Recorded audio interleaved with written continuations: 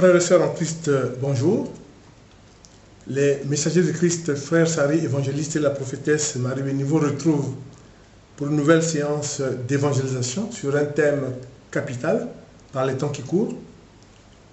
C'est Dieu et l'argent. On ne peut pas servir deux maîtres à la fois, dit Jésus. Nous allons voir qu'est-ce que ça veut dire et quels sont les développements que nous donnons à cet avertissement de Jésus, qui est très important et que le monde entier connaît. Sur toute la planète, cette parole de Jésus, vous connaissez. On ne peut pas servir deux maîtres à la fois, Dieu et l'argent. Mais vous aurez remarqué, Jésus dit, on ne peut pas servir deux maîtres à la fois, Dieu et l'argent. Déjà, dans ce questionnement, Jésus lui-même place l'argent en dessous. Puisqu'il dit Dieu, il ne dit pas l'argent et Dieu. Il dit Dieu et l'argent. On ne peut pas servir deux maîtres à la fois. Déjà, donc, en mettant l'argent en second, en même temps en disant on ne peut pas servir deux maîtres à la fois, il veut dire que l'argent, ce n'est pas un maître.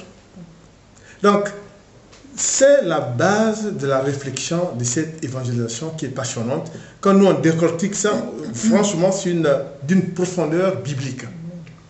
Jésus lui-même, par ce titre-là, veut dire, attention, l'argent n'est pas érigé en tant que maître à l'instar de Dieu. Pourquoi? Parce que la notion de maître veut dire la notion de service. Donc, il y a des serviteurs. Et on verra bien que l'argent n'a pas de serviteurs. On verra bien que seul Dieu a des serviteurs et nous allons bien le développer tout à l'heure. Donc, ce qu'on peut dire, c'est quoi? Jésus répondait en fait à un souci qui est dans la société, même la société de l'époque. C'était que la richesse corrompt, rend avare et rend aveugle aux problèmes sociétaux, alors que la pauvreté édifie. Et ça, c'est connu depuis longue date. C'est le salut des hommes, c'est très important. La richesse est très vite confrontée à l'action de l'Éternel parce que la recherche effrénée d'argent est très vite contrecarrée par le fait que on est égoïste, on n'est pas sensible à tout ce qui se passe autour et on va vers l'iniquité, des actes d'iniquité. Et comme nous allons le voir. Donc, Jésus fait des enseignements spécifiques en discours, en entretien privé, nous allons tout le... et en parabole dédiée. En parabole dédiée, comme nous allons le voir. Et pourquoi les rapports entre la richesse et la pauvreté constituent un souci sociétal? Parce que, comme dit un adage populaire, l'argent c'est le nerf de la guerre. Donc, du coup, c'est une préoccupation de tous les instants. Sauf que Dieu dit, vous ne pouvez pas servir deux maîtres à la fois. Et il dit que l'argent, ce n'est pas un maître. Le seul maître, c'est Dieu. Parce qu'il y a des serviteurs.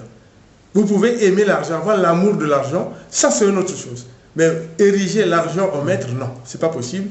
Déjà, dans ce titre-là, comme je vous dis, l'argent vient en second. Ensuite, il dit servir deux maîtres. Or, on peut servir l'argent si c'était un maître, mais ce n'est pas un maître. Donc, on ne peut pas servir l'argent. C'est très important. Et nous allons le voir très, très vite dans les Écritures. C'est très passionnant.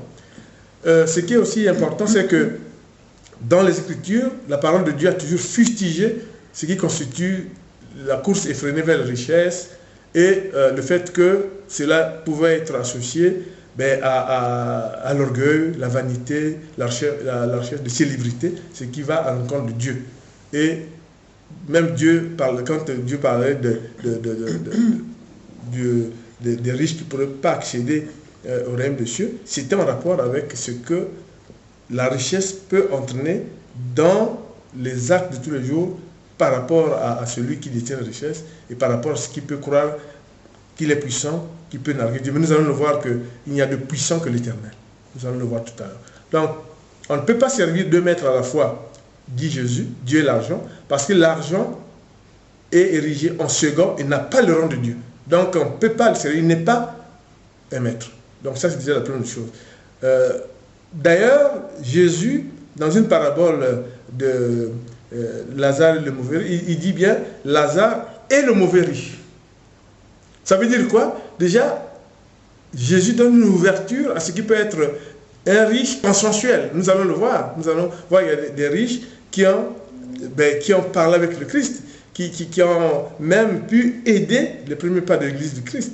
Donc, déjà, par certaines paraboles, déjà Jésus fustige ce qui est la richesse absolue. le conseil de mauvais riche, comme je disais, la parabole de Lazare et mauvais riche. Ensuite, il y a des avertissements, notamment les épîtres de Jacques. Hein. Jacques est connu dans ses épîtres. Je pense que vraiment Dieu l'a inspiré pour qu'il nous donne sa lecture sur ce qui est sociétal. Les vantards qui aiment toujours s'asseoir au premier rang, etc. C'est Jacques. Hein. Jacques qui le décrit très bien. Donc, vraiment, c'est des avertissements d'ailleurs que donnent Jacques et Paul et Jésus lui-même. Ce qui est aussi important, c'est que d'entrée du jeu, lors de son ministère, Jésus annonce les couleurs. Il dit très bien qu'en lisant le parchemin d'Isaïe, il dit que son ministère est dédié aux pauvres. C'est très important. Et nous disons d'entrée du jeu que la bonne nouvelle de Jésus-Christ n'est pas un évangile, je dirais de la pauvreté, mais il est un évangile de la pauvreté, mais n'est pas comme certains veulent penser que c'est pour que les gens deviennent riches.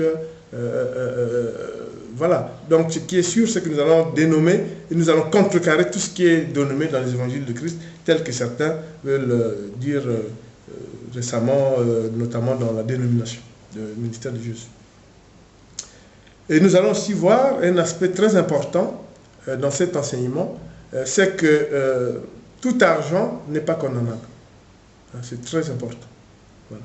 Donc, nous allons voir comment Jésus veut nous montrer que tout argent n'est pas condamnable et de quoi s'agit-il. Ça, c'est très important aussi.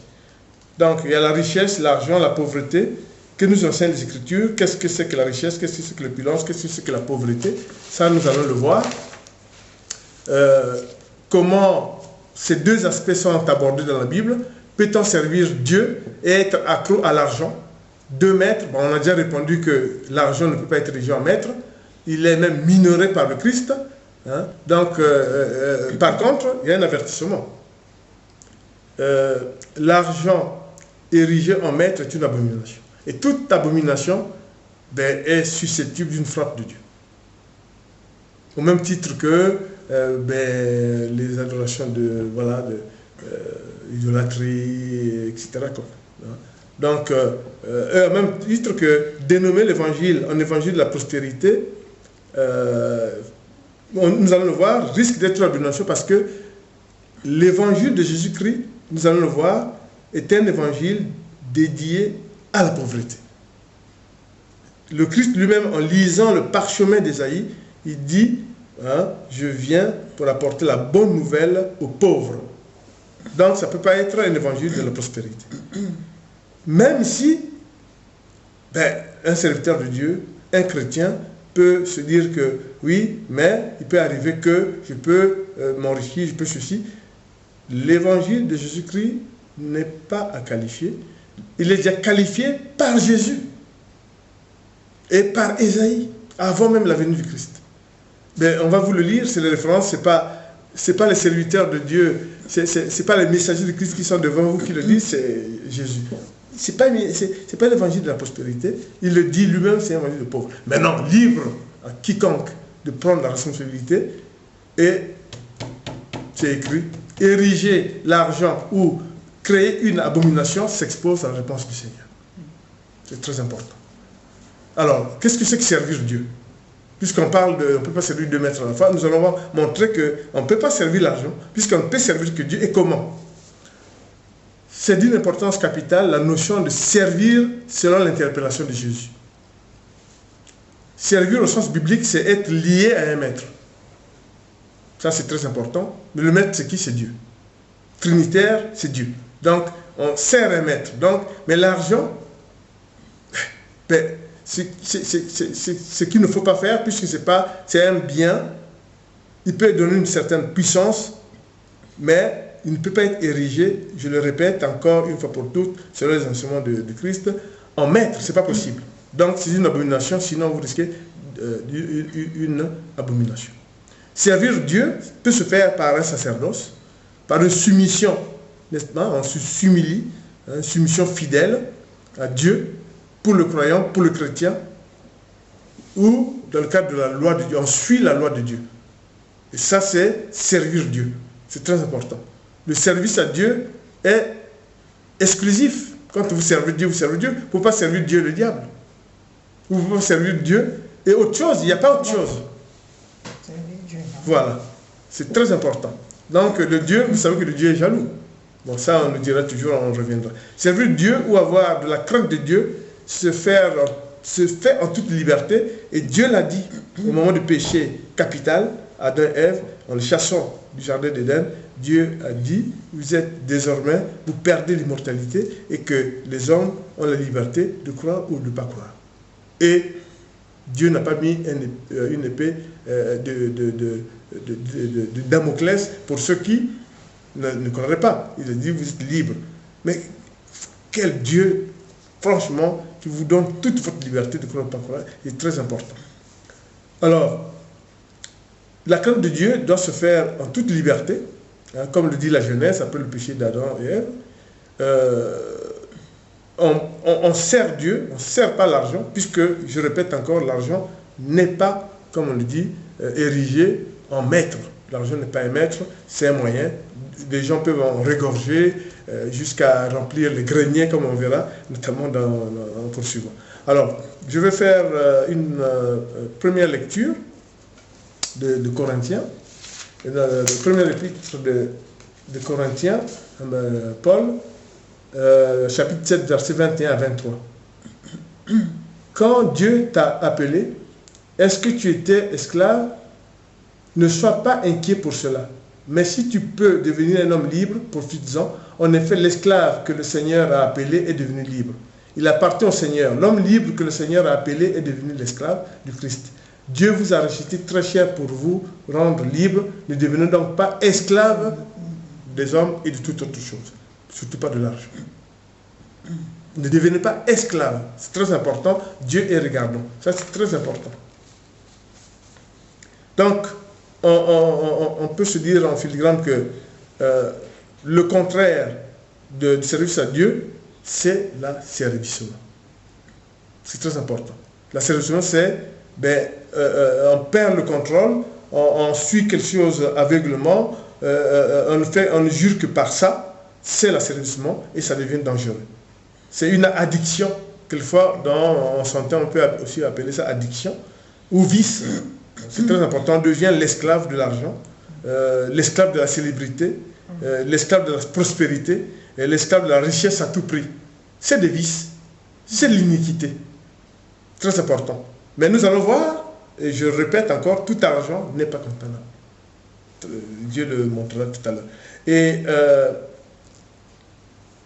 il y a une leçon magistrale de Jésus, hein, qui est dans Luc 12, verset 15 et de 20 à 21, qui est que la vie d'un homme ne dépend pas de ses biens. Donc, voilà, ça c'est... La prophétesse va lire une première lecture et nous allons ensuite progresser dans l'évangélisation et on va voir que c'est passionnant. Voilà, je vais lire Matthieu 6, versets 24, 25 et 27. Personne ne peut servir deux maîtres. En effet, ou bien il détestera l'un et il aimera l'autre, ou bien il sera fidèle à l'un et il méprisera l'autre. Vous ne pouvez pas servir à la fois Dieu et l'argent. C'est pourquoi je vous le dis, ne vous faites pas de soucis pour votre vie, ni pour votre corps. Ne vous demandez pas qu'est-ce que nous allons manger, avec quoi est-ce que nous allons nous habiller. Oui, votre vie est plus importante que la nourriture et que votre corps est plus important que les vêtements. Ce n'est pas en vous faisant du souci que vous pouvez rajouter un seul jour à votre vie. Voilà. Amen. Amen. Voilà, la leçon est magistrale. Seul le Créateur, seul Dieu peut ajouter un jour ou retrancher un jour, pas quelqu'un d'autre. Donc, on ne peut servir que Dieu en tant que maître, et l'argent n'est pas un maître, comme on vous a dit, avec tous vos biens, avec tout ce que vous pouvez pas ajouter un seul jour à votre vie. Enseignement de Jésus-Christ. C'est pour ça que Jésus a lancé un appel de sortir de l'opulence, de sortir de la recherche de la célébrité, de sortir de ce qu'on appelle de l'opinion, c'est-à-dire qu'on est orgueilleux, vaniteux, parce qu'on a les moyens. Ça n'a rien à voir. Et puisque Jésus lui-même lui dit, la vie d'un homme ne dépend pas que de ça. Et puis nous allons voir une parabole où Jésus montre que, quel que soit vos biens, ben, vous ne pourrez jamais ajouter un seul jour à votre vie. Donc c'est très important. Donc, la problématique de l'argent érigé en maître ou en puissance, que disent les Écritures? Mais à l'opposé, l'argent érigé en maître, puissance, devient de l'argent à tout prix, un maître, une entité comme Dieu. Non. Élever la richesse et l'argent en maître est une trahison et considéré selon les Écritures comme une abomination. Il ne faut surtout pas montrer, quand vous avez les moyens, et surtout si vous êtes chrétien, surtout que vous êtes serviteur de Dieu, il faut être humble. C'est un moyen et développer autour de vous, comme nous allons voir dans la suite de l'évangélisation, des actes qui peuvent vous permettre d'être en adéquation avec les Écritures, en adéquation avec Dieu. Dieu n'est pas contre l'argent en tant que tel. Tout argent n'est pas condamnable, nous allons le voir. Nous allons voir que même un enseignement de Christ sur ça, mais attention, c'est bien encadré et suivez bien cette évangélisation, c'est très important. Très, très important. Je vais lire pour ce faire, pour qu'on aille dans ce sens-là, faire une deuxième lecture. C'est dans l'Acte d'Apôtre 20, 33 à 35, où Jésus dit que je n'ai pas convoité ni argent, c'est l'apôtre Paul qui dit, je n'ai convoité ni argent, ni or, ni vêtements. Hein, c'est pas ça qui me donne plus de bonheur. On a plus de bonheur à donner qu'à recevoir. Très important. Autrement dit, on est magnanime quand on se fait tout petit et que ce qu'on peut avoir, c'est pour développer autour de soi des donations, des actes de charité, pas des actes d'orgueil, pas des actes pour la recherche de célébrité. Il n'est célèbre que le Christ. C'est très important et c'est très très important. Et cela revient encore à dire, comme l'a dit Luc, on ne peut pas servir deux maîtres à la fois. À l'instar des revers et de perversité qui avaient été dénoncés dans le Nouveau Testament, notamment auprès des manipulateurs d'argent par Jésus, nous devons tout faire pour fustiger toute attitude qui consisterait parmi les chrétiens et les hommes de Dieu à parler de l'argent comme des maîtres. C'est très important. Les hommes de Dieu, vous qui avez été appelés, vous devez vraiment ne pas ménager aucun effort pour combattre cela. Toute dérive doit être combattue. Il faut revenir, si on est serviteur de Dieu, si on est chrétien, à ces valeurs que nous a enseignées le Christ. Seul maître à bord, c'est Dieu, c'est tout. Sinon, c'est l'abomination et c'est très important. Donc, on peut s'enrichir selon la Bible, mais dans quelle occasion? Alors, la richesse, c'est quoi? En langage populaire, c'est la plénitude des moyens. C'est comme ça que le chrétien le comprend, en moyens matériels et en moyens liquides, c'est-à-dire l'argent. Mais ce qui est important, il faut éviter de l'ériger en puissance absolue, l'ériger en quelque chose qui est la finalité de toute votre action, la finalité de votre foi en Dieu. On ne peut pas avoir la foi en Dieu et puis rechercher la richesse absolue. Ce n'est pas possible. Les deux ne sont pas conciliés puisque nous venons de le voir, parce que va être associé à la recherche d'argent beaucoup d'iniquités qui vont faire en sorte que vous allez vers l'abomination et Dieu peut effectivement frapper. C'est très important. Donc, l'accro à la richesse est l'expression aussi d'une recherche de la célébrité. Les gens peut-être que veulent en montrant leur richesse, avoir une certaine aura, mais pour Dieu, pour le chrétien, il n'y a pas d'aura dans ce sens-là, puisque le vrai aura, c'est la simplicité en suivant les enseignements de Christ, en étant humble et en aidant autour de soi. C'est tout ce qu'il y a. Donc, le péché est un péché d'abomination et très sévère devant Dieu. Vraiment, nous insistons là-dessus, parce que vénérer la richesse et l'argent, vénérer, je dis bien ce terme-là, la richesse et l'argent est une abomination. Et quand il y a une abomination, vous êtes passible d'une sanction de Dieu. Mais on nous dira toujours, oui, mais il va frapper comment? Ce n'est pas de nous. Dieu frappe. Dieu frappe, ça c'est sûr. Mais ce n'est pas de nous, ce n'est pas pour faire peur à qui que ce soit. Nous ne sommes pas dans les secrets de Dieu. Nous sommes des serviteurs de Dieu. Je suis évangéliste, ma femme est prophétesse. Sous l'inspiration de l'Esprit Saint, nous faisons cet enseignement, cette évangélisation pour vous dire les dangers que guettent, tels que le Dieu est Dieu jaloux et qu'il n'y a pas lieu d'être. Jésus, on pose cette question, sous-estime déjà la place que vous donnez à l'argent. Voilà. Donc, déjà lui-même il sous-estime et il est Dieu. Donc, il faut faire très important. Par contre, on peut s'enrichir au terme biblique, selon les termes bibliques, conformément aux Écritures. On prend le cas de Moïse. Dieu disait que justement, que Moïse était riche en fonction des dons que lui donnait Dieu. C'est-à-dire que c'est les dons qui faisaient la richesse de Moïse. Les dons, ça ne veut pas dire que vous devez avoir des millions. Ça veut dire que vous devez être propre. Vous devez développer autour de vous l'amour de Dieu. Vous devez conduire les actions selon les desseins de Dieu. Mais si vous n'êtes pas croyant, qu'autour de vous, vous pensez qu'il y a quand même l'Éternel qui quand même est au-dessus de tout, attention à vous, parce que même si vous n'êtes pas croyant, l'argent est associé, les richesses sont associées à des choses, vous connaissez, qui ne sont pas des choses chrétiennes. La violence, la recherche toujours plus. Je ne voudrais pas vraiment donner des exemples du monde. Là, je suis pas dans... Sinon, je peux très bien donner les défauts qu'entraîne l'argent absolu, le banditisme, etc. Tel n'est pas le cas. Nous, ici, on est dans un milieu chrétien. Nous évangélisons et nous mettons en garde le chrétien contre ça. Mais on le sait que l'argent entraîne beaucoup de vices et vous devez le savoir. Je n'ai pas besoin de ramener tout ça. Mais Dieu disait que, par exemple, des serviteurs de Dieu, qu'ils étaient riches grâce aux bénédictions dont on peut être comblé par l'Éternel. C'est vraiment une nuance. Ce n'est pas l'argent.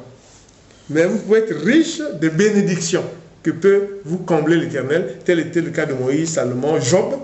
Job qui avait la crainte de Dieu. Vous savez qu'il était riche, c'est que quand le diable a voulu tenter pour dire au Seigneur que non, mais Job, il suffit que voilà, c'est pas sûr. Bon, Job évidemment montré qu'il était toujours attaché à Dieu. Ce n'était pas la richesse absolue, mais c'était les bénédictions que vous pouvez être comblé par l'Éternel. J'aime bien cette formule, c'est l'enrichissement que vous. Alors, les grands péchés associés à la sublimation des richesses et de l'argent, c'est quoi? C'est la sous-estimation, la vanité, l'autosuffisance, la cupidité, toujours plus, et les violences.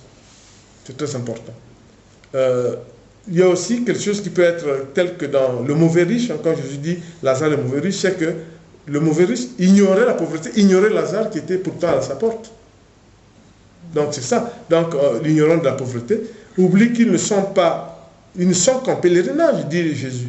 Ils ne sont qu'en pèlerinage sur cette terre selon les oracles, la parole des prophètes. On est qu'en pèlerinage. À ce propos, Jésus nous enseigne que la vie d'un homme, on venait de le lire, ne dépend pas des Seigneurs. Ce qui est aussi très important, c'est qu'il faut, par des conseils, dire que nous devons tout faire, même si dans certains postes, dans certaines activités, on peut amasser des biens, on peut amasser de la richesse. C'est toujours être averti que l'amour effréné des richesses et d'argent peuvent conduire au malheur. Avertit Dieu. Et cela, Paul le dit dans première lettre à Timothée 6, versets 8 à 10. C'est très important. Et Paul, justement, donne des conseils aux riches. C'est très important. Et les vices que peut produire la richesse et l'argent. Donc, je vais essayer de lire une troisième lecture de Timothée. Deuxième lecture de Timothée, chapitre 3, versets 2 à 4. Les gens seront égoïstes, amis de l'argent. Ils se vanteront. Ils seront orgueilleux. Ils insulteront Dieu. Ils désobéiront à leurs parents. Ils ne seront plus capables de dire merci. Ils ne respecteront plus les choses de Dieu. Ils seront durs, sans pitié. Ils diront du mal des autres. Ils mèneront une vie de désordre. Ils seront cruels, ennemis du bien. Ils trahiront les autres. Ils seront violents. L'orgueil les rendra aveugles. Ils aiment le plaisir au lieu d'aimer Dieu. Bon, vous avez vu, hein, les alertes, les avertissements qui sont là, les écrits de Paul, c'est très important. Hein. Alors, c'est pour ça que ce qui est très important, c'est au regard de ça, dans le titre que Jésus disait, on ne peut pas aimer Dieu mettre la foi, en même temps, comme toujours, Dieu est miséricordieux, il nous donne les moyens de prévenir le malheur et de s'écarter de la folie, de l'amour d'argent, l'amour de la célébrité, de l'amour de la puissance par des moyens frauduleux. Et c'est la deuxième lecture que va faire la prophétesse, qui est une exhortation prophétique. Je vais lire Hébreux 13, verset 5. Je lis la parole de Dieu. Ne soyez pas attachés à l'argent. Soyez contents de ce que vous avez. En effet, Dieu lui-même a dit, non, je ne te laisserai pas, je ne t'abandonnerai pas. Amen. Exhortation prophétique de Dieu. Donc faites attention, voilà un message divin. Paul écrit aux Hébreux, attention, c'est encore un message que vous devez vraiment intérioriser. Donc la vraie richesse, comme dit Paul, est celle rattachée à Dieu. C'est très important. Dieu enseigne à ne pas faire l'apologie de la richesse et de l'argent. C'est pour ça que nous nous exposerons au malheur et nous voyons que très bien, que fait Jésus? Quand Jésus a envoyé les apôtres en mission 2 à 2, qu'est-ce qu'il leur a dit? Vous allez en mission sans argent, sans or. Sans argent ni or. C'est très important dans Matthieu 10, versets 9 à 10. On sait aussi que dans l'Acte des Apôtres, chapitre 3, versets 5 à 6, Pierre va guérir un paralytique sans argent. Les gens étaient étonnés, juste par la parole de Dieu, sans argent. Et les gens étaient étonnés. Donc on sait aussi que il y a eu une tentation. Notamment Pierre l'a montré par Simon le magicien. Que fait Simon le magicien? La proposition de Simon le magicien, quand il a vu que Pierre imposait les mains, qu'il voulait aussi avoir un petit peu comment acheter ce pouvoir, Pierre l'a envoyé, il a dit, je n'accepte pas votre argent. Et c'est la quatrième lecture que je veux faire. Actes des Apôtres, chapitre 8, versets 18 à 23. Simon voit que les croyants reçoivent l'Esprit Saint quand les apôtres posent la main sur leur tête. C'est pourquoi il offre de l'argent à Pierre et à Jean, en leur disant, donnez-moi ce pouvoir, moi aussi. De cette façon, quand je poserai les mains sur la tête de quelqu'un, cette personne recevra l'Esprit Saint. Mais Pierre lui répond, que ton argent soit détruit et toi aussi.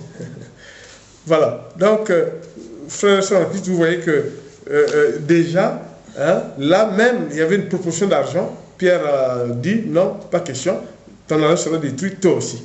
Donc, on peut dire que ce qui est bien, c'est qu'on soit comblé des bénédictions que Dieu veut vraiment nous donner par rapport aux richesses sur terre. J'avais déjà cité le cas de Moïse, ça vous trouvez dans Deutéronome.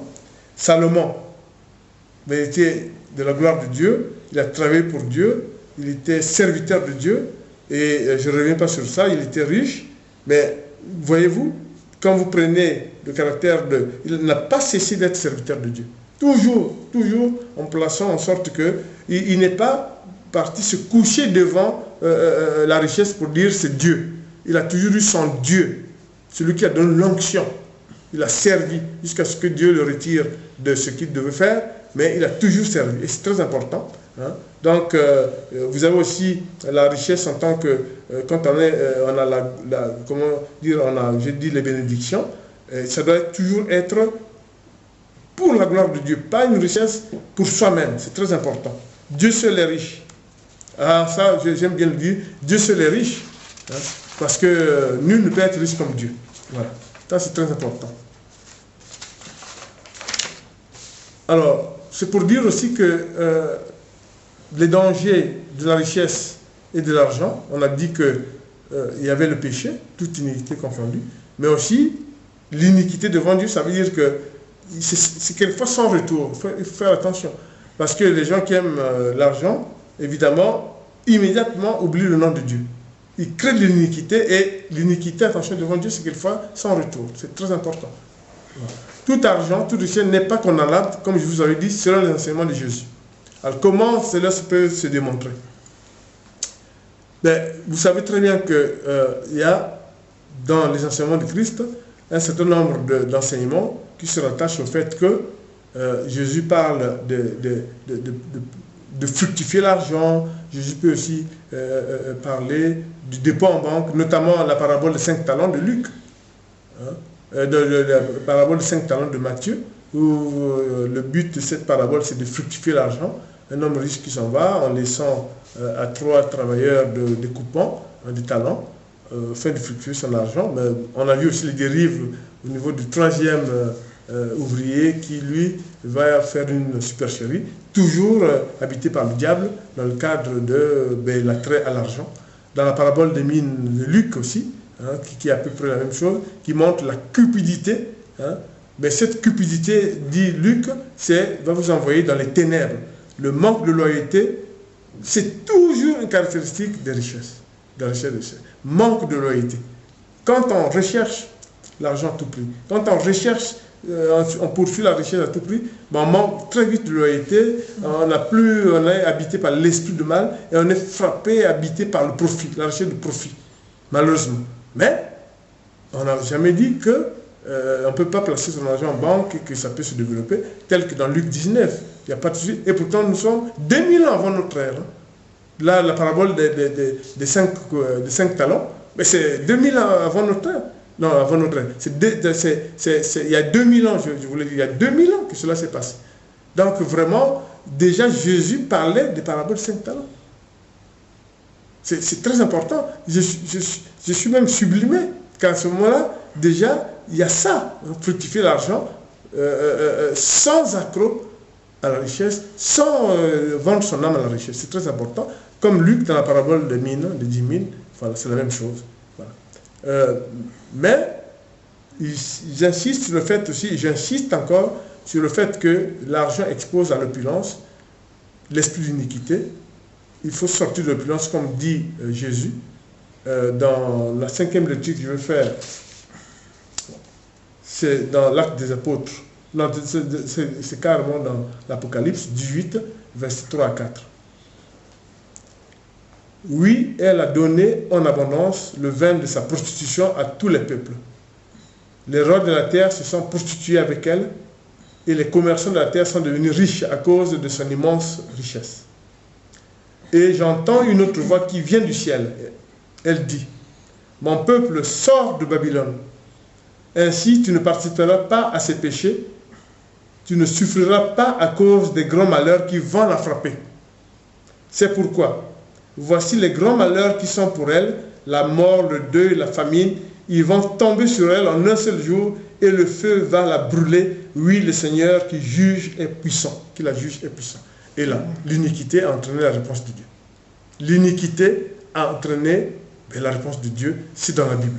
Je n'ai même pas besoin de pouvoir expliciter, c'est dans la Bible, c'est très important. Alors, on a vu tout ça, il y a aussi un élément très important, c'est que Jésus, à Capharnaüm, quand les disciples lui demandent, mais est-ce qu'il faut payer l'impôt? Jésus dit oui, il faut payer l'impôt de César. Lui-même, Jésus payait ses impôts. Il avait une habitation à Capharnaüm. Il lui dit, l'impôt à César, il faut la payer. Il n'a pas fait ni dit aux gens de refuser, de devenir rebelles et tout ça, non.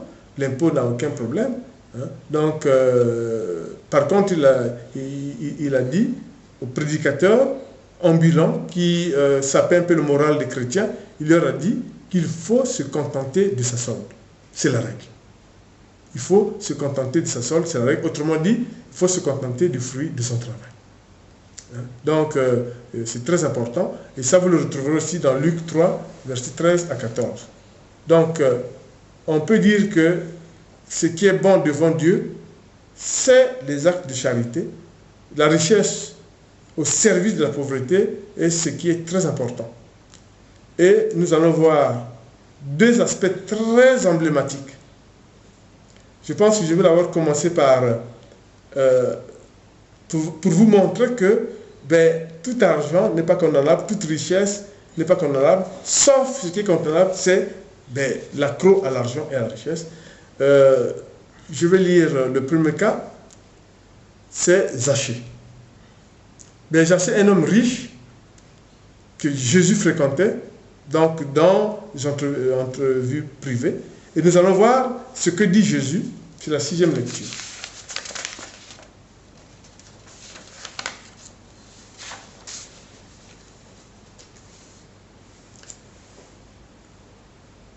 Évangile de Luc,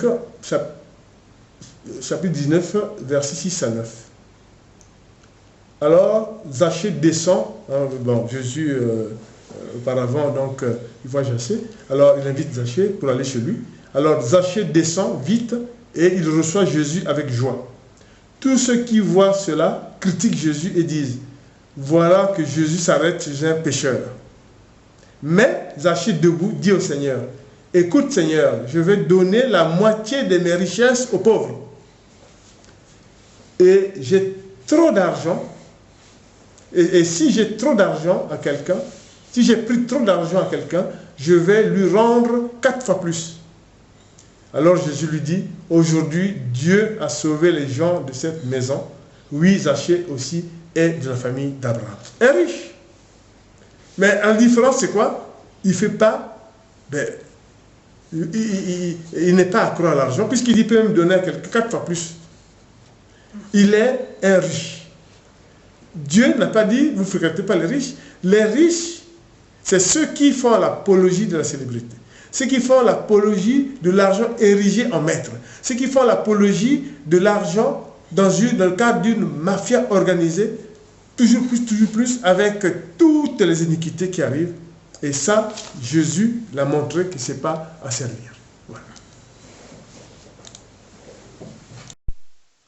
Donc, vous avez vu le cas de ce riche, dans le cadre d'un entretien, il invite Jésus chez lui et vous avez vu, on a lu ce que disent les évangiles.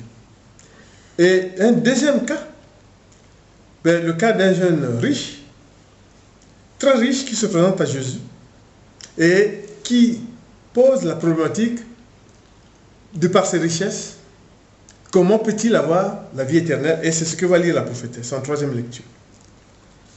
Je lis Matthieu 19, versets 19 à 22. Respecte ton père et ta mère, aime ton prochain comme toi-même. Le jeune homme lui dit, j'ai obéi à tout cela, qu'est-ce que je dois faire encore?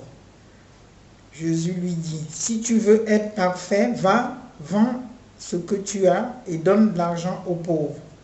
Alors tu auras des richesses auprès de Dieu. Ensuite viens et suis-moi. Mais quand le jeune homme entend cela, il s'en va tout triste parce qu'il possède beaucoup de choses. Amen. Amen. Voilà. C'est ce que nous venons de dire. Vous avez vu 2 cas de figure. Zachée et voilà, ce jeune-là qui est plein de richesses. Et quand Jésus lui a dit, vends tous tes biens. Voilà. Et donc, c'est 2 cas de figure que Jésus nous montre dans son enseignement pour dire attention, attention aux richesses et au goût d'argent absolu. Et l'exemple est là. Ils ne peuvent pas se débarrasser. Dans cet exemple-là du jeune homme qui cherchait la vie éternelle, ils ne peuvent pas. Donc, les riches, d'après l'enseignement du Christ, c'est comme la terre qui reçoit la parole de Dieu dans la parabole du semeur. Voilà. Donc, c'est les riches qui reçoivent la parole, ceux qui reçoivent la parole de Dieu dans les épines, hein, comme dans la parabole du semeur, quand ils sont attirés par les soucis du monde, les célébrités, la séduction, la richesse absolue, l'invasion, etc., et des convoitises de toute nature. Ça, c'est pas nous, ça. Nous sommes la vraie terre, la bonne terre, celle qui recevons 100% la parole de Dieu. Donc, malheur à ceux qui sont méprisants envers les pauvres et les ignorent. C'est l'exemple de l'enseignement de la parabole de Lazare et le méchant riche. Malheur, dit Jésus, à ceux qui sont méprisants envers les pauvres et les ignorent. Et on sait ce qui les attend. Donc, les riches humbles serviteurs de Dieu peuvent être comblés par l'Éternel. Bon, on a vu, le cas de Salomon, on ne revient pas dessus. Il y a aussi dans l'Ecclésiaste une phrase qui est très importante, c'est dans l'Ecclésiaste 31, versets 5 à 8, et qui est très important, qui donne matière à la réflexion telle que Dieu nous donne à penser. C'est très important pour les frères et sœurs en Christ qui nous suivent. Vraiment, il n'y a pas besoin de célébrités pour chercher à s'enrichir ou à travertir l'évangile. Faites ce que vous voulez, mais vous vous heurterez à Dieu en face. Ça, c'est sûr. Je lis l'Ecclésiaste 31, versets 5 à 8. Celui qui aime l'or ne peut continuer à agir bien. Celui qui court après l'argent se laisse tromper par lui. Beaucoup ont tout perdu à cause de l'or, cela devait leur arriver. En effet, l'or est un piège pour ceux qui ne cherchent que lui. Tous ceux qui manquent de bon sens s'y perdent, s'y laissent perdre. Il est heureux le riche à qui on n'a rien à reprocher et qui ne court pas après l'or. Voyez-vous comment Dieu termine sa phrase? Il est heureux le riche à qui on n'a rien à reprocher et qui ne court pas après l'or. Donc le riche, autrement dit, le riche n'est pas pourchassé par Dieu. On a vu justement le riche dont on a parlé tout à l'heure, hein, qui Zachée. Voilà. Donc là, dans l'Ecclésiaste qui est un des livres de la sagesse, Dieu dit, il est heureux le riche à qui on n'a rien à reprocher. Voilà. C'est très important, l'Ecclésiaste 31, versets 5 à 8. J'ai lu ça 2-3 fois. C'est vraiment un cours magistral. C'est très important. Très, très important. Alors, pour ce faire, justement, nous allons voir que le ministère de Jésus est un ministère, je peux dire, de la prophétie. Puisque quand Jésus ouvre le parchemin d'Isaïe au début de son ministère, en le lisant, il tranche avec toutes les dénominations qu'il pouvait avoir. Des serviteurs de Dieu, des chrétiens peuvent très bien agir en toute responsabilité, mais devant Dieu. Mais l'évangile de Jésus-Christ, tel qu'il l'a dit dans le parchemin avant de commencer les 3 ans de ministère, est un évangile au service de la pauvreté. C'est très important. Et la prophétesse va lire en 4e lecture justement le parchemin d'Isaïe. Je vais lire Luc 4, versets 18 à 19. Je lis la parole de Dieu. L'Esprit du Seigneur est sur moi, oui, il m'a choisi pour apporter la bonne nouvelle aux pauvres. Il m'a envoyé pour annoncer aux prisonniers, vous êtes libres, et aux aveugles, vous verrez clair de nouveau. Il m'a envoyé pour libérer ceux qui ne peuvent pas se défendre, pour annoncer, c'est l'année où vous verrez la bonté du Seigneur. Amen. Amen. Voilà. C'est ce qu'on venait de dire. Nous, en tout cas, les messagers de Christ, nous vous donnons la lecture telle qu'elle.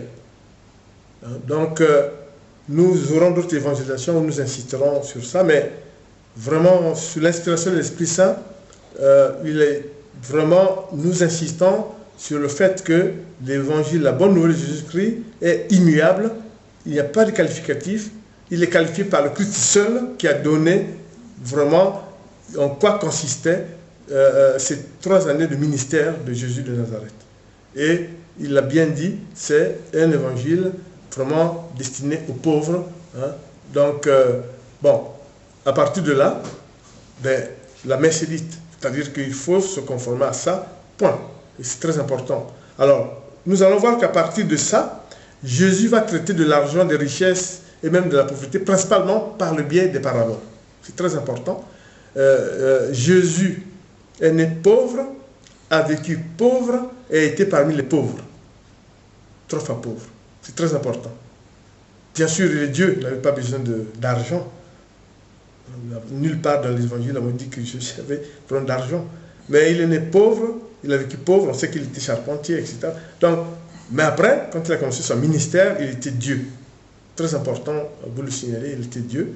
Voilà. Donc c'est pour dire que, contrairement à ce qu'on peut dire, il était Dieu alors qu'il avait toute la richesse du monde en lui, mais jamais, au grand jamais, il a été tenté de mettre en exergue la richesse, de mettre en exergue la puissance de l'argent. Au contraire, il a fustigé même les gens qui, au niveau justement du temple et essayaient de faire des échanges, etc. Il les a fustigés, c'est très important. Donc, dans une parabole mythique, intitulée S'enrichir, pourquoi, pour qui, nous allons voir que cette parabole est une parabole singulière, puisqu'il s'agit d'un monologue entre le riche et Dieu. C'est rarement Jésus a mis son Père dans une parabole en tant qu'acteur. Ça, je vous le dis, c'est merveilleux. Je pense que beaucoup n'ont pas lu ça. Allez lire et je pense que ça va vous donner l'inspiration. C'est la parabole. En fait, Jésus dit s'enrichir pour quoi et pour qui. Le riche tourne en rond et Jésus dit, et Dieu dit, moi, si je veux, au moment où tu fais le fanfaron, tu tournes en rond en disant que j'aimais bien, mais je peux décider aujourd'hui que j'enlève un seul jour à ta vie, tu meurs et tout cela reste. Lisez cette parabole, je vous assure, frères et sœurs en Christ, c'est sublime. On lit ça, mais vraiment, c'est riche d'enseignements. Il a tout dit, Jésus, sur la richesse. S'enrichir, pourquoi Donc, c'est une parabole singulière, monologue, pour une prise de conscience des tentations diaboliques de l'argent et des richesses à tout prix. Comme si cela va ajouter un seul jour au compte de votre vie. C'est la conversation entre Dieu et un riche. Et on voit que la richesse, avec la richesse, les riches perdent entre guillemets la boule, ils perdent le sens de responsabilité, ils sont manipulés par la richesse, ils tournent en rond. Dieu leur dit, mais la vie est brève, même pour vous. La vie est brève, même pour vous, c'est très important. Au contraire, il faut s'enrichir auprès de Dieu, car la richesse absolue, la recherche d'argent de manière absolue n'engendre que orgueil, vanité et illusion. C'est très important. Et pour ça, je vais lire cet évangile de Luc, chapitre 12, versets 18 à 21. Alors, le riche en question, il se dit, voilà ce que je veux faire. Je vais démolir mes greniers et construire de plus grands. J'y mettrai toute ma récolte et mes richesses. Ensuite, je me dirai à moi-même, mon ami, tu as là beaucoup de richesses pour de nombreuses années. Repose-toi, mange, bois, amuse-toi. Mais Dieu lui dit, tu es fou. Cette nuit, je vais te reprendre ta vie. Et tout ce que tu as mis dans tes greniers, qui va l'avoir? Et Jésus ajoute, voilà ce qui arrive à celui qui cherche des richesses pour lui-même, mais qui n'est pas riche pour Dieu. Amen. Amen. Donc, je peux vous dire que c'est très important. Vous avez aussi, comme j'ai dit, l'enseignement par parabole de Jésus, Lazare et le mauvais riche, où Jésus nous présente le royaume des cieux. Il nous présente la destinée humaine à partir des actes terrestres. Franchement, c'est aussi les paraboles sur l'argent et les richesses. Le méchant riche qui laissait Lazare dans ses malheurs devant sa porte, vous avez vu, les destinées des uns et des autres, les destinées célestes. Le riche meurt directement dans le tourbillon et Lazare meurt, il est conduit directement à côté des serviteurs de Dieu, à côté des enfants de Dieu. Et tout cela montre aussi les rapports entre l'enfer et le royaume de Dieu. Donc c'est très important. Et ensuite, il y a ce que j'ai déjà dit, la parabole de 5 talents. Malgré le fait que la parabole de 5 talents a un objectif qui était sur la jalousie, ça caractérise la jalousie, mais ce qui est aussi sûr, c'est que c'est une parabole qui montre qu'on peut fructifier l'argent pour ensuite en distribuer, puisque le but du maître qui avait donné de l'argent à ses 3 serviteurs, c'était pour en distribuer. Donc, en soi, tout argent n'est pas condamnable en fait. Il faut faire très attention. On peut investir pour des biens sociaux sans être accro à l'argent. C'est très important. Ensuite, il y a aussi, je sais que les frères et sœurs en Christ souvent n'y pensent pas, il y a une parabole richissime, je dirais, de Jésus, qui est le trésor et la perle. Ensemble, dans le trésor et la perle, que veut dire Dieu? Dieu veut dire que, parce qu'il y a des gens qui disent, oh mais j'ai mon argent, mais c'est mon argent à moi, personne n'a souffert avec moi pour avoir cet argent, je fais ce que je veux. Non, non, non, non, non. Dieu dit, même si tu l'as eu en labourant ton champ, tu tombes sur un trésor, même si bon, dans une vente sol, tout ça, tu tombes sur un vrai trésor, tu revends, tu as des millions. Dieu dit, même cet argent-là ne doit pas te rendre fou et tu dois en distribuer. Ne te dis pas que c'est à moi, je suis tout seul, j'ai eu mon argent dans mon champ, tout ça. C'est une bonne parabole, le trésor et la perle. Lisez Matthieu 13, hein, chapitre 44 à 46, ça, mais sinon vous lisez tout le Matthieu 13, c'est la générosité doit accompagner toute recherche de richesse ou d'argent et Dieu vous en saura gré. Et c'est ça.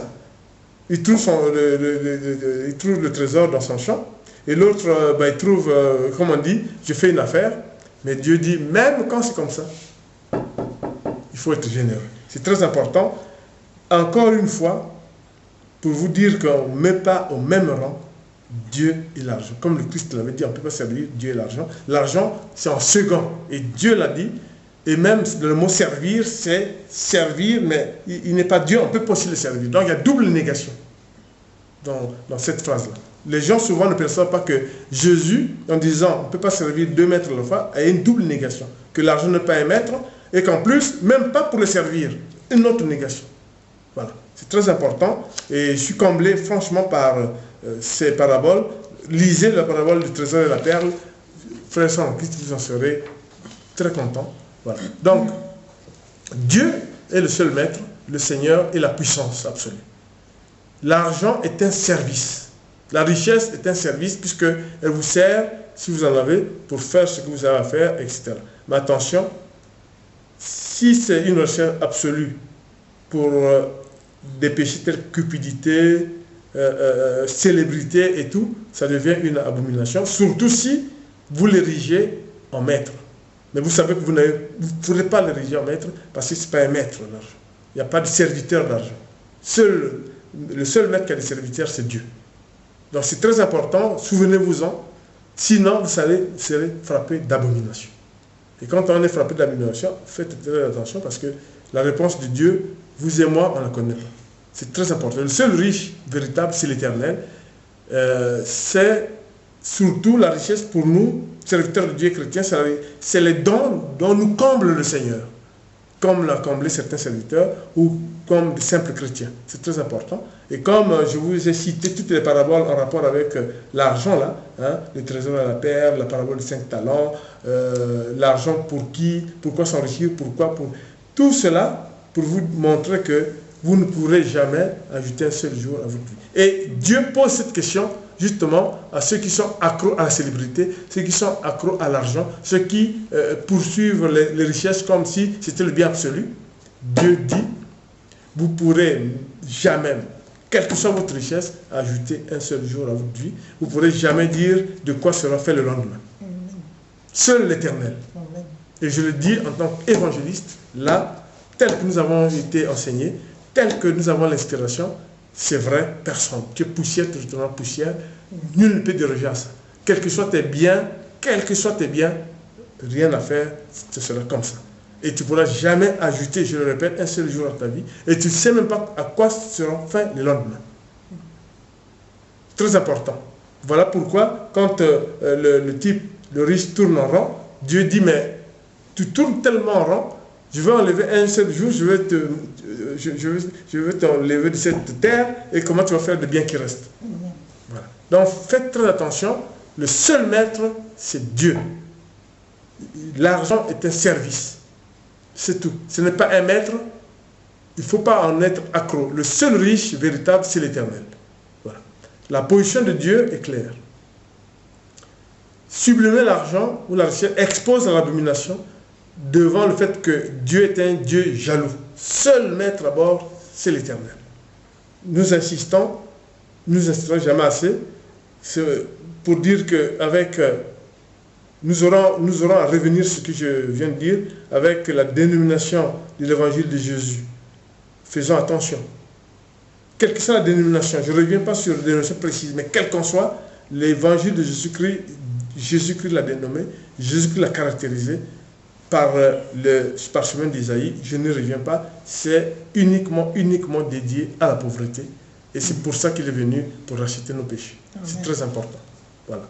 Donc, aucun riche, je le répète, ne peut ajouter un seul jour à sa vie, et en plus ne peut connaître son lendemain, ni son devenir, Seul l'Éternel peut le faire et cela ne relève que de l'Éternel. C'est pour ça que je vais en lecture finale lire Luc 18, versets 28 à 30, où vous allez voir que les apôtres, sachant que le Christ va remonter vers le Père, ils vont lui dire, mais Seigneur, Seigneur, qu'allons-nous devenir? Quand je vais vous les lire, vous allez voir ce que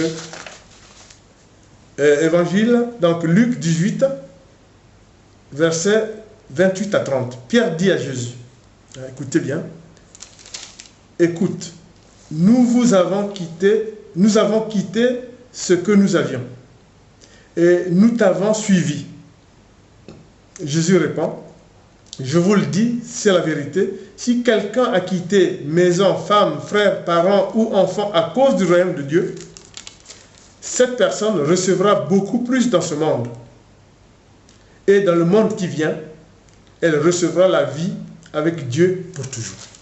Amen. Amen. Donc, comme vous avez vu, donc, Dieu, Jésus, l'enseigne aux apôtres en disant que l'humilité que vous avez, même en étant très riche, on ne dit pas que vous allez profiter de vos biens, sauf que vous devez en profiter avec les autres, sans ériger votre argent et votre richesse en Dieu, sans ériger votre argent en serviteur, sinon c'est la domination. Tel que l'exemple est là, tel que les apôtres l'ont dit à Jésus, nous laissons tout, qu'allons-nous devenir? Et à ce propos, quelquefois on entend les choses en disant que oui, mais les apôtres, bon, ils n'étaient pas riches. Ce n'est pas un problème de riches, ils n'étaient pas non plus sans rien. Sans rien. Vous avez lu les évangiles comme nous, vous avez lu d'autres livres parlant de cette époque-là, mais on sait très bien que, bon, l'apôtre Paul, bien sûr, fabriquait des tentes. Paul, les gens souvent, Pierre, les gens souvent disent, bon, peut-être Pierre, vraiment, non, mais Pierre était un pêcheur, c'est vrai, mais il avait quand même 2 barques, il avait du personnel qui vidait les barques au port, donc ça peut supposer qu'il y a une organisation qu'il avait aussi à cette époque-là. C'est pas pour rien qu'il dit, mais nous avons tout quitté. Pierre dit à Jésus, nous avons tout quitté. On sait, nous savons maintenant, quand vous lisez les évangiles, il avait 2 barques. Et il y a même dans un chapitre dans l'Acte des Apôtres, où au moment où Jésus apparaît, là où il dit Pierre, Pierre, m'aimes-tu? Pierre, Pierre, m'aimes-tu 3 fois? Ben, on sait qu'il avait 2 bateaux avec du personnel qui vide, qui décharge les bateaux. Des 2 pirogues, pardon. Donc c'était quand même une organisation qui fait que c'était quand même à cette époque-là quelqu'un. Donc il dit, mais maître, nous avons tout laissé, qu'allons-nous devenir? Jésus dit, au royaume des cieux, vous serez comblés. Voilà. Très important. Donc en terminant cette évangélisation dans un sujet difficile, mais passionnant, sous l'inspiration de l'Esprit Saint, nous avons voulu combler ces questionnements. Peut-on servir Dieu et l'argent, dit Jésus, mais Jésus, en posant cette question, lui-même crée de la double négation. L'argent n'est pas au rang de maître, donc on ne peut pas le servir. On ne peut pas non plus le servir puisqu'il n'est pas maître. Donc, seul Dieu, à bord, c'est le maître, qui a des serviteurs. L'argent n'a pas de serviteurs. L'argent crée la servitude et tout le désordre. Mais ça ne veut pas dire qu'on n'en a pas besoin, puisque Jésus parle, au risque de me revenir à la fin, mais parle quand même avec des riches. Hein. Là, on n'a pas parlé de l'autre riche. Là, c'est le riche qui voulait la vie éternelle. Il y a un autre riche qui, lui, ne voulait pas la vie éternelle, mais voulait tout simplement savoir comment, quand Jésus lui dit, tu m'aimeras ta père, ta mère, etc. Il y a un autre riche aussi à qui Jésus va dire, et il y a Zachée qui était un riche.